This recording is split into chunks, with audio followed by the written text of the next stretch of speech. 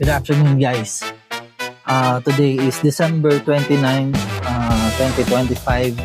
Ilang araw na lang matatapos na ang taon na to. Bagong taon na ulit. Pero samahan niyo ako, habol tayo ng release. 2026 Suzuki Espresso para kay Clyde. Tara, let's go!